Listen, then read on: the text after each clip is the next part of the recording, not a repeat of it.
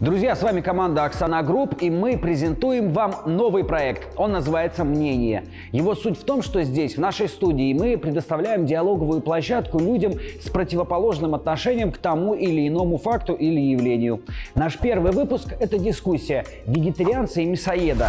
Один не представляет свою жизнь без мяса, второго не заставишь съесть даже маленький кусочек мертвого животного. Итак, мясоед и вегетарианец. Поехали! Всем привет! Меня зовут Софья, я журналист, работаю в компании Оксана Групп, и я являюсь представителем вегетарианства. Здравствуйте, меня зовут Сергей, я являюсь спортсменом, работаю на себя и являюсь мясоедом. Софья, смотрите, если мы возьмем все человечество в общем, 90% являются мясоедами и 10% вегетарианцы, да? Это получается отклонение не у мясоедов, а у вегетарианцев. Эти цифры фактические? Или плюс-минус 15-10%. Мясоедов гораздо больше. Мы не норма, да? Скорее, некое отклонение. Хорошо, давайте. Кто-то, сами вегетарианцы говорят, что это целая философия. Большая часть населения голодает. Всего 10% от земли приспособленные к выращиванию сельскохозяйственных продуктов. И мы тратим эту землю. Когда сейчас, в наше время, можно отказаться от мяса. Можно отказаться и от одежды в наше время, в принципе, от всей. Почему от одежды можно отказаться? Потому что можно создать условия. Нет, как мы откажемся от одежды? Как мы откажемся от мяса? Давайте я объясню свою позицию. Я поняла, да, что вы говорите, что мы странные, мы отклонения. Но... Я бы назвал вас даже какой-то такой сектой, да. Я против вегетарианцев ничего не имею, но у меня очень много друзей вегетарианцев, и когда ты сидишь с ними где-то в кафе, фу, как ты это ешь? Представьте, если бы мясоеды себя так вели, да, посмотрели на... Как ты это ешь? Это что, брокколи, что ли, да? Ты что? Представьте бы, да, вот эту реакцию, и вот это, да, ты не понимаешь, это здоровье. Ты организм очищаешь, это волны, понимаешь? Я не против вегетарианства, но я против того, чтобы это было навязано другим людям, как это делают усердно многие вегетарианцы, пытаясь навязать свое видение мира, да? И то, что мы, мясоеды, не оправдываем, да, ожидания каких-то вегетарианцев, это, скорее всего, проблема вегетарианцев и их ожиданий, нежели проблема самих мясоедов. Это наша жизнь, это мой выбор. В частности, я буду говорить от себя, потому что многие, может быть, мясоеды меня не поддержат. Это моя жизнь, это мой выбор, это мой путь. Он меня вполне устраивает, он мне дает все, чего я хочу. Хорошо, давайте насчет навязывания. Вы говорите, вы будете говорить от себя. Я тоже буду говорить за себя, да, потому что диалог между нами, а не между обществами. И вегетарианцы, которые навязывают свое мнение, скажем, это радикальные какие-то вегетарианцы, да, когда, допустим, есть феминизм, есть радикальный феминизм, когда радикалы, они навязывают свое мнение. Я таковой не являюсь. Как вы говорите, это ваш выбор, и вегетарианство – это мой выбор. Я не навязываю свое мнение. Я прихожу и стараюсь незаметно заказать себе, допустим, еду без мяса, да, или даже если я в гостях, и мне положили мясо, я просто, аккуратненько его не съем, сказав, что, я наелась, я не хочу. Тут, хорошо. Значит, в вашем окружении такие люди. И дело ведь не в том, что они вегетарианцы. Это значит такой устрой человека. И человек будет навязывать вам не только идею вегетарианства, а, скорее всего, он навязывает вам еще и другие вещи. Человек, который не навязывает, он не будет навязывать абсолютно ничего. Мне кажется, тут дело не в вегетарианстве. Это прекрасно. Мне очень нравится ваша позиция. Как вы пришли к вегетарианству? Вот этот вопрос меня очень интересует. Вы же ели мясо, я уверен, да, более чем на 100%. Как вы пришли к вегетарианству? Что вас побудило? Какие принципы, какая-то позиция жизненная? Да, или что? Большинство вегетарианцев почему перестают есть мясо? Потому что там, животных убивают. Из жалости, да? Да, основная причина такая. Таких я тоже очень много знаю. Говорят, животных убивают, а сама ходит там в соболях или там, в дорогих ботинках. Вот такая, это глупая причина, мое мнение. Потому что касаемо шуб, я против. Вот тут мне действительно жалко животных. Мне кажется, это глупая растрата действительно У животных. вас ботинки из кожи тоже сделаны, вот я заметил. Эко-кожа. Эко-кожа, а вы знаете, что эко-кожа гораздо вреднее, нежели Ну, причем стандартная вреднее мы эко-кожа? сейчас Ну, я говорим имею в виду, про истребление животных. животных эко-кожа более пагубно влияет на окружающую среду, нежели стандартная кожа. Но мы Я сейчас хочу не об про этом сказать. экологию говорим. Но Хорошо, это то же спасибо, самое что- отсюда вытекает. Это один из вытекающих. Ну ладно, Хорошо, давайте да. дальше. Почему я решила отказаться от мяса? Не потому, что мне жалко животных, потому что, в принципе, это круговорот природы. Тигры там едят, Да. да, животных едят, это нормально. А почему я не ем мясо? Потому что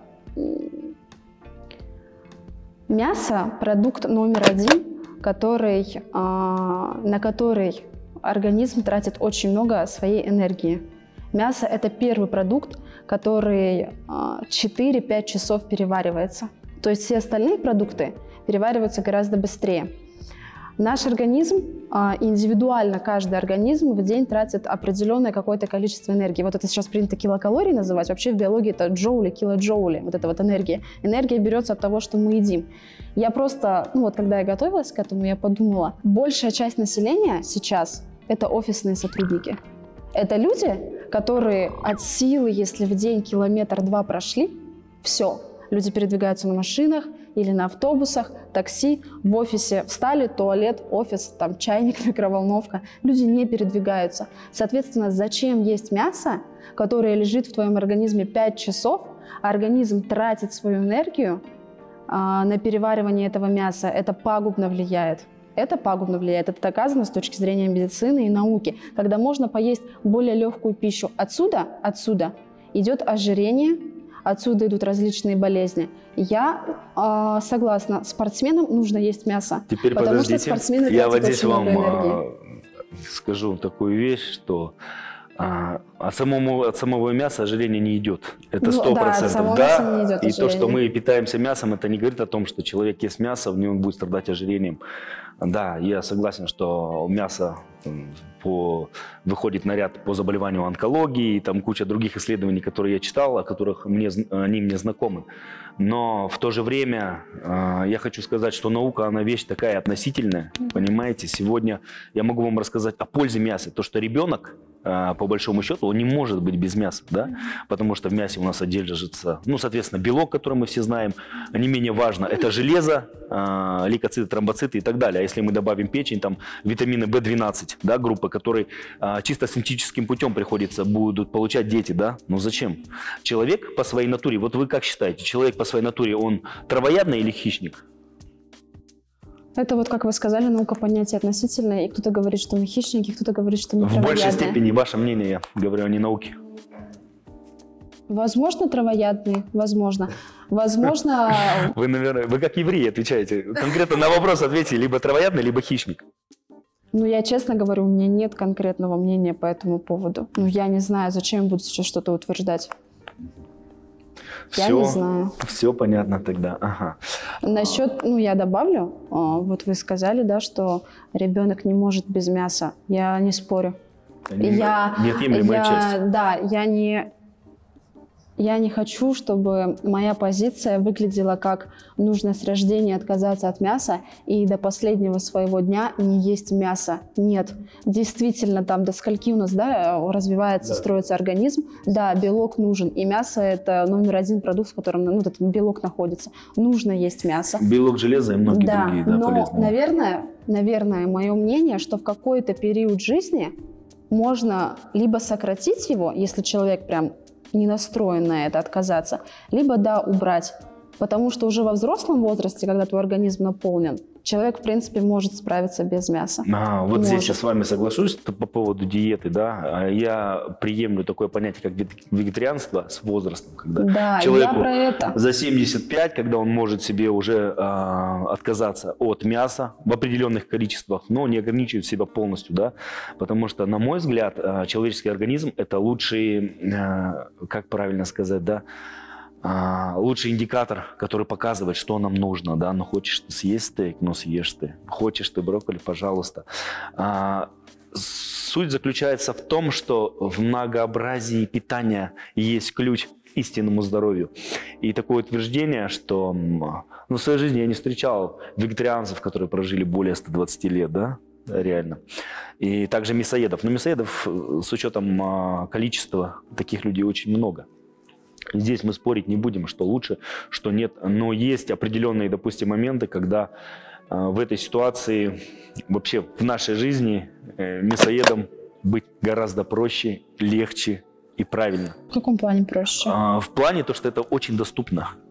Начиная с фастфуда, заканчивая любым кафе, рестораном и так далее. Только что, мне кажется, у вас прозвучало противоречие в своих же словах. Вы перед этим говорите, что правильно заключается в разнообразии. Да, в разнообразии Тут же питания, вы говорите, конечно. быть мясоедом проще, потому что Быть это тоже мясоедом фастфуда.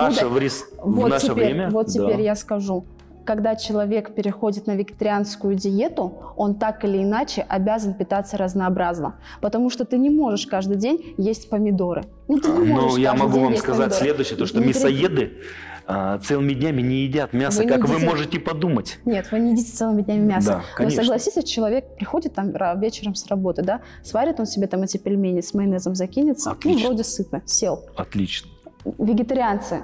Ты съешь 2-3 помидора, ты наешься? Нет. Конечно, мы не наедимся 2-3 помидорами. Соответственно, нужно приготовить какой-то целесообразный ужин, который будет состоять из различных продуктов. Это будет какая-то крупа, это будут какие-то овощи. То есть вегетарианская диета – это в первую очередь правильное питание. Это все равно ведь правильное питание. Знаете, с мясом тоже можно сделать такие Можно.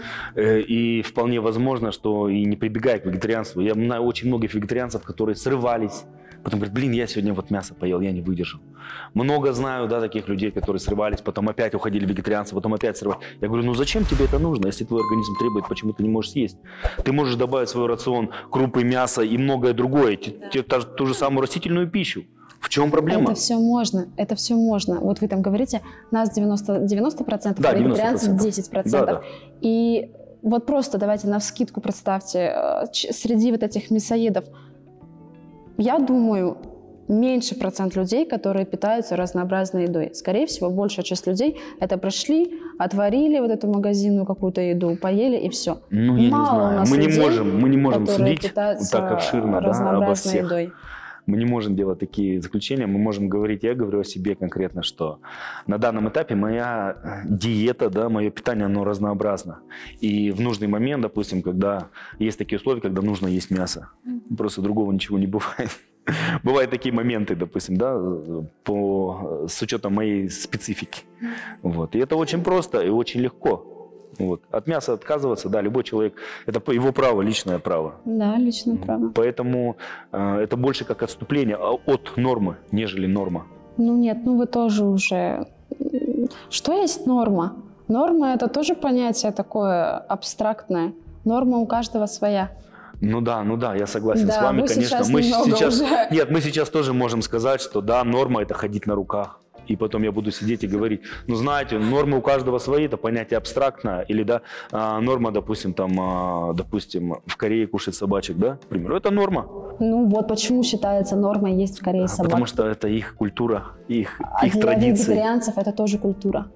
Это уже отдельная культура, согласитесь? Да, конечно. 90% общества очень часто агрессивно настроено на ту категорию людей, которая как-то выделяется среди обычного населения, будь то вегетарианцы, будь то геи или еще кто-то. И вы говорите, что мы навязываем свое мнение. Просто понимаете, такой момент, когда я ем мясо, я, допустим, попал в коллектив вегетарианцев, да, неужели я буду говорить, как вы это едите, зачем вы это едите, вот ешьте мясо, вот я ем мясо, это правильно, это мое здоровье. А вам прям так люди говорят? Прям так и говорят, конечно, я это не говорю не безосновательно.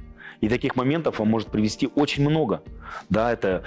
И лишь маленькое исключение, которое человек-вегетарианец, он кушает, да, сам, делает это спокойно, осознанно, не навязывая свое мнение окружающим и так далее. То есть, если человек это грамотно, то есть, делает, да, преподносит, никогда ему никто не скажет против, пожалуйста, будь вегетарианцем. Это твой выбор, это твоя жизнь. И здесь никто против вас не будет, то, что вы там едите, соблюдаете свою концепт, да, свою философию. Это ваша жизнь, пожалуйста. И я, в частности, говорю от себя, я как мясоед, мне, то есть, совершенно фиолетово. Кушайте вы зелень, кушайте вы траву и так далее. Ну, я как вегетарианец, я никому не навязываю свое мнение, мне абсолютно все равно, кто как питается. Но вы пришли к вегетарианству именно со стороны здоровья? Со стороны здоровья, да, для себя, потому что у меня были проблемы со здоровьем, и для себя я уяснила, что мне полезнее питаться тем, ну, к чему я пришла. Все. И я никому не навязываю, я не позиционирую себя как «мне жалко кроликов, которые подвешали вверх ногами». Нет, мне не жалко, потому что это природа. Да. Лягушки едят комаров. Это же нормально. Да. Ну, это очень хорошо, что у вас такая позиция. Очень приятно, что... Но в большей степени мы все равно останемся каждый при своем мнении и не поменяем свою точку зрения однозначно. Нет, я не скажу, может быть, через какое-то время. Я буду есть мясо. Да, я буду есть мясо. Всякое может быть. Это очень хорошо. Так что, может, по стейку? Нет, не сегодня. Нормально. Белок – это строительный материал наших мышц. Поэтому без белка невозможно формирование тех же самых мышц. Формирование без железа невозможно формирование наших органов и так далее. Без магния, кости и так далее. Поэтому мясо не должно... Я считаю, мясо должно быть неотъемлемой частью в подготовке спортсмена высокой категории. Мясо можно заменить, я не спорю, но его заменить синтетически. Но смысл будет того, что заменяя мясо какой-то синтетикой, да, мы свой организм подвергаем большим нагрузкам. То есть и здесь риск той же самой онкологии возрастает в несколько разов. Насчет спортсменов Поэтому здесь по поводу подготовки спортсменов можно сказать, что, на мой взгляд, в подготовке спортсменов должна быть правильно составлен рацион с мясом и так далее. То есть разнообразное питание, но мясо неотъемлемая часть. Да, насчет спортсменов я изначально еще сказала, что тут без мяса им никак. И касаемо климата Казахстана, если мы возьмем Казахстан, рассмотрим, здесь такое получается. В Индии быть вегетарианцем гораздо легче. Насчет Индии, да, считается, что индусы, там они с точки зрения буддизма, они вот вегетарианцы, но это все уже тоже доказано, что просто у них климат такой. Климат позволяет быть вегетарианцем. Да, они мясо им в принципе не нужно. Что касается Казахстана, я хотел бы отметить, что культура поедания мяса уходит далеко в историю, поэтому, можно сказать, на генетическом уровне мы предрасположены к поеданию мяса. Это неотъемлемая часть рациона казахстанца.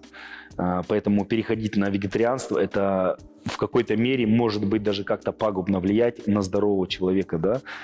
Ну, можно я вот тут скажу, да, опять же, это было тогда, очень много веков назад, когда люди жили в юртах, которые, в принципе, там не обогревались, ну, обогревались, но не так, как сейчас мы там, да, создаем себе тепличные условия. Люди пасли скот, они находились все время на улице, они переходили дальние расстояния, конечно, выжить на одной капусте с морковкой было невозможно. Люди вынуждены были есть мясо, чтобы чувствовать вот это чувство насыщения, у них было дольше. Они же не могут все время останавливаться, раскрывать свои юрты, давайте по помидорке съедим. Но я объясняю, сейчас мы живем в то время, когда ты можешь, ну, ты в тепличных условиях. Вы давно, наверное, не были на той нормальном казахском, где хороший бешбармак стоит, где его также поедают, как и 300 лет назад, в таком же количестве примерно. Я же вот с точки зрения здоровья вам объясняю, что мы живем тогда, когда уже можно от этого отказаться. Давайте. Ну, я так думаю. Еще такой вопрос. Зачем? Ну, зачем? Почему? Чтобы быть организму проще. Ну ладно, проще организму, но я же говорю, что средняя продолжительность жизни у вегетарианцев и мясоеда, она одинакова. Так мы же не про продолжительность. Ну зачем? жизни. Ну для чего я тогда должен отказаться от мяса? Да я же, ну зачем? Вот вы сейчас опять восстанавливаете так, будто я вас заставляю Нет, я не говорю, что я просто спрашиваю, почему тогда человек... Да не человек никому ничего не должен, вы хотели это сказать. Да. Почему, какие причины способствуют тому, чтобы человек отказался от мяса? Добровольные. Только добровольные. Вот я проснулся, все, сегодня ем морковку. Я хочу сказать другой момент, достаточно интересный. Есть, допустим, посты. Православный пост есть. Да. Когда люди отказываются от мяса на определенный промежуток времени. Они только от мяса отказываются? Они же вообще вроде пост держат, они едят. Нет, они кушают. Там они капусту можно кушать, там какие-то вещи можно. Не будем углубляться в религию, но факт того, что я хочу здесь немного сказать аргумент в вашу пользу. Они делают это для здоровья. Да, это очень хорошо влияет на организм, да. И есть такой момент, это тоже проводились исследования, что именно голодание, Да. оно намного полезнее, нежели вегетарианство, мясоедение и так далее. То есть, если будет промежуточное голодание с определенными промежутками времени, допустим, там неделю, 1 день голодания на одной воде, это будет более положительно сказываться на организме. Голодание, и еще я помню в классе 6, когда мы биологию проходили, я вот это вот запомнила, мне ведь настолько врезалось, когда нам говорили, что вот морковку, там, свеклу, вот такие вот твердые продукты, овощи, их полезно употреблять, потому что это как, ну, допустим, там девочки скрабируют свое лицо, да, это как скраб для нашего желудка, это он очищает стенки. Это голодание. У вас хорошее познание биологии. Еще зубы хорошие, да? Им расти будешь. А девочкам говорили капусту больше кушать. Вот, ну да. В принципе, все, мне кажется, Да, да. в принципе, все. Все, ну, мне было приятно Да, побеседовать. все, конечно. Спасибо. Уважаемые друзья, достаточно интересная беседа у нас получилась. Но я думаю, что мнение никто не изменил. Кто был мясоедом, он будет мясоедом. Кто был вегетарианцем, он останется вегетарианцем. Но я думаю, что ненадолго. В большей степени я считаю то, что человек все-таки хищник. И на генетическом уровне еще с давних времен в нас это есть поедание мяса, особенно детям. Поэтому никому ничего не навязываю. Желаю вам всем здоровья и хорошего настроения. Приятно было побеседовать с Сергеем на эту тему, поскольку в моем окружении нет вегетарианцев. И, в принципе, до этого момента я ни с кем не обсуждала эту тему. Осталась при своем же мнении. Не собираюсь есть мясо. И хотелось бы сказать спасибо организаторам за проект «Мнение», поскольку здесь можно высказать свою позицию и быть услышанным. Спасибо. А в качестве анонса наши следующие темы проекта «Мнение» – Child-free и жизнь без детей или семья с детьми, Toyota или Hyundai, уезжать из Казахстана или нет, Месси или Рональдо – это следующие темы проекта «Мнение», и мы ищем участников, готовых четко, структурированно и интересно донести свою позицию до оппонента. Пишите нам в Instagram Оксана.Инфо, у нас живой дайрект, и мы обязательно ответим. И подписывайтесь на наш YouTube-канал Оксана. Ставьте колокольчик и будьте в курсе результата работы медийного казахстанского стартапа.